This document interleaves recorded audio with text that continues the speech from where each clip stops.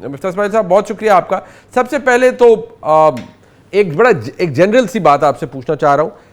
5واں budget اس term کا تیسرا budget, اگر آپ کارکردگی دیکھیں تو پہلے تو کیونکہ آپ بھی اس حکومت کے ساتھ رہے, you were minister for finance, وہ پی ڈی ایم 1 کا دور ہمیں لگتا ہے وہ بڑا پرابلمٹک تھا, نوز ڈائیو پہ تھا, you had to deal with, fire fighting بہت کرنی تھی. بٹ آج ہم جہاں کھڑے ہیں, میں نے آپ کو کہیں کہتے سنا کہ ہماری پتہ نہیں 53 سال کی بدترین کارکردگی ہے یہ جو سامنے آئی ہے معاشی طور پر. جی 1953 سے 1953 سے, سوری 1953 سے, ٹھیک. سر منیب بھائی دیکھیں 2023-24 جو شہباز صاحب کا پہلا پورا سال تھا, اس میں معاشی ترقی جو فی کس ہوئی ہے, اگر 2.5% ہماری آبادی بڑھ رہی ہے اور 0.2% سے ہماری جی ڈی پی کم ہوئی, تو پر کیپٹا جی ڈی پی جو تھی وہ 0.27% سے نیگیٹو ہو گئی, یعنی کہ 2.7% سے کم ہو گئی.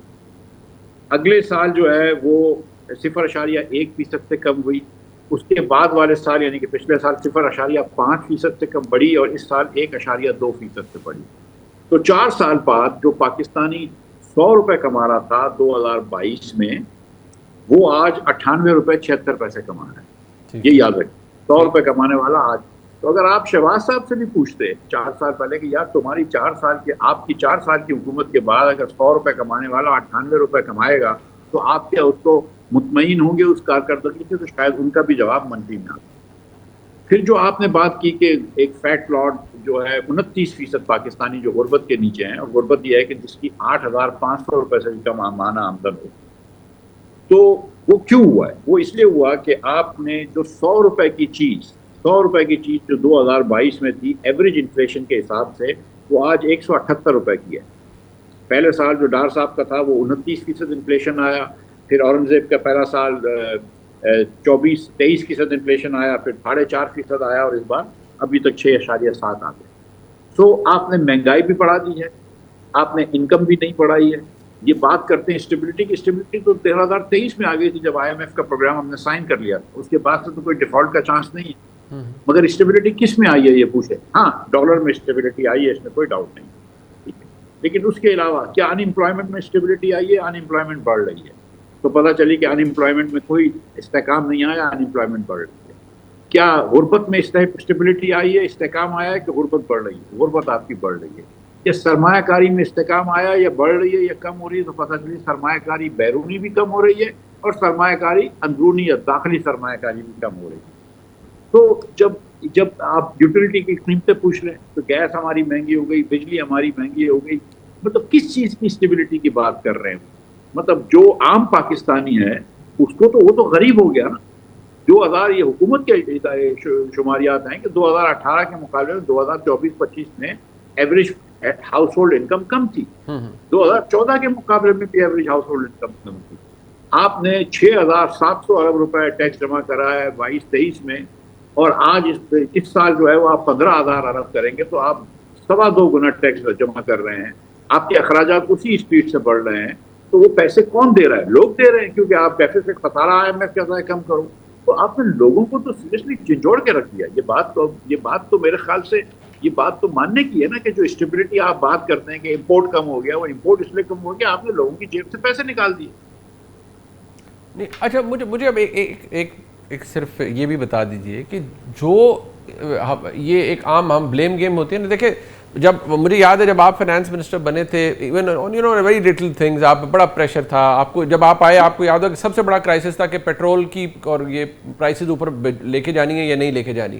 آئی کوڈ ریکال کہ میں آپ سے بلکہ پوچھتا بھی رہتا تھا بھی آپ کر کیا رہے ہیں, ہو کیا رہا ہے. سو یو وڈ ٹیل کہ نہیں کتنا پریشر ہے اور کس کس چیز کو کیٹر کرنا ہے. بٹ مجھے صرف یہ بتائیں کہ کیا آپ اسے جو بھی کارکردگی ہے یہ انکمپٹنس ہے, اپنے خرچوں پرائرٹائز نہیں کیا ہوا, کوئی ڈائریکشن نہیں ہے؟ Because what we see here is جو سیلنگ پوائنٹ بھی حکومت نے اپنے لیے ہے بنایا ہوا کہ یہ ہمارے میکرو اکنامک فگر نے بڑی بہتری کی تھی, یہ تو اب آ کر ہمیں جب یہ وار سٹرک اکانومی دنیا کی ہو گئی ہے تو ہمیں بھی مار پڑ گئی ہے. دیکھیے وار سٹرک اکانومی سے انفلیشن بڑھ گیا, اس میں کوئی دو رائے نہیں ہے. حکومت 6.5%, 7% کا انفلیشن کر رہی تھی, 8 کا ایکسپیکٹڈ تھا, تو 11 ہو گیا. تو اس پہ تو بالکل, اور اس کا جو نقصان ہے وہ تو خمیازہ ہے وہ جو عوام بھگت رہی ہے.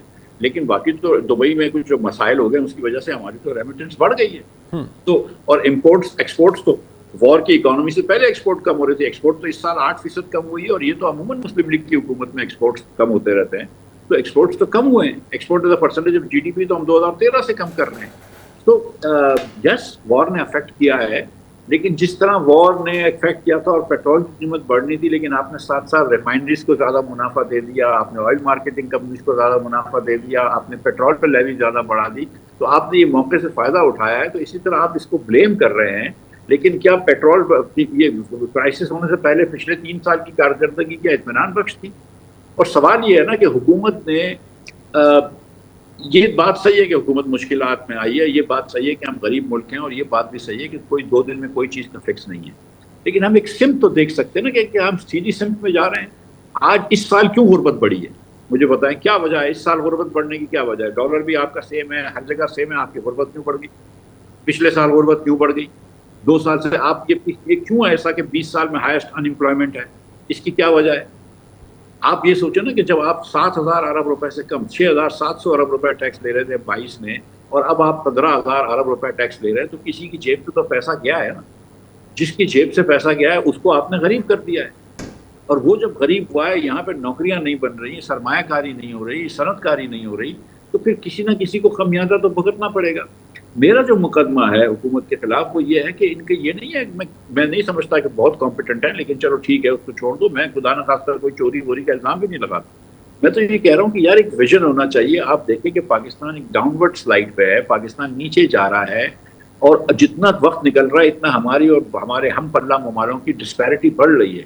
تو اب آپ کو سیم چیز تو نہیں کرنی چاہیے نا. آپ وہی کر رہے ہیں, ٹنکرنگ کر رہے ہیں, آپٹکس کر رہے ہیں, دکھاوے کی بات ہے کہ ہم نے آسٹیرٹی کری, ہم نے دل پہ پتھر رکھا.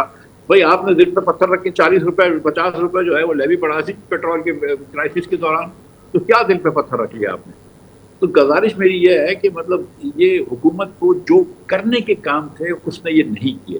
جو ریفارمز کرنی تھی, چاہے وہ NFC کا ریفارم ہو, چاہے وہ لوکل گورنمنٹ کا ریفارم ہو, چاہے وہ صوبوں کا صوبوں کو کچھ اخراجات دے دینے کا ریفارم ہو, یعنی کہ بیسک, اور کچھ منسٹریز ڈیوالو کا ریفارم ہو, چاہے وہ پینشن کا ریفارم ہو, چاہے وہ رائٹ سائزنگ کا ریفارم ہو, یہ سب ان کے وعدے تھے الیکشن سے پہلے. کسی وعدے کو پورا نہیں کیا. بٹ یہ جب ہم ریفارمز کے نہ ہونے کی بات کرتے ہیں تو یہ it is one of the factor جس کی وجہ سے ہماری ڈائریکشن درست نہیں ہو رہی, یا یہ ایک بہت میجر فیکٹر ہے آپ کے نزدیک جس کی وجہ سے ہمارے حالات یہ ہیں؟ میرے خیال سے سب سے بڑا فیکٹر یہ ہے. میرے خیال سے اگر آپ NFC ٹھیک نہیں کرتے اور پرسنٹیج صوبوں کی کم نہیں کرتے, تو ایک مطلب پیسے لینے سے فرق نہیں پڑتا ہے. آپ نے جب تک پرسنٹیج چینج نہیں کرتے, بھی تو مسئلہ یہ ہے منیب بھائی کہ اگر آپ کا 10,000 ارب روپے کا ڈیفیسٹ ہے تو آپ کو 10,000 ٹیکس نہیں لینا, آپ کو 15 آپ کو پہلے صوبے کو دینے پڑتے ہیں. تو جب تک آپ اس چیز کو چینج نہیں کرتے, جب تک آپ لوکل گورنمنٹ نہیں کرتے, بچے تعلیم حاصل نہیں کر سکتے. اگر آپ واؤچر سسٹم نہیں تعلیم میں لائیں گے تو بچوں کی اچھی تعلیم نہیں ہوگی. جب تک آپ حکومت کے وفاق کے پرائیویٹائزیشن کچھ بھی نہیں کی, ایک PIA بھی آپ کو پتا ہے کہ زبردستی کروانی پڑی, اس کو بھی آج تک PIA کو مکمل نہیں کر سکے.